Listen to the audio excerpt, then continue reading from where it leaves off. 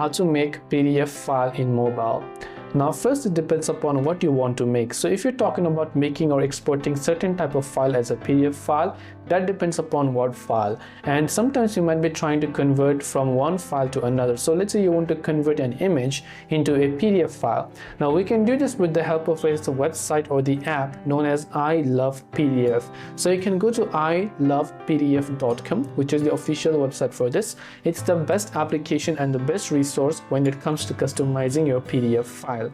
Now let's say I want to basically convert PDF to Word, PDF to PowerPoint, or Word to PDF, Excel to PDF, edit PDF, or PDF to JPG, or JPG to PDF.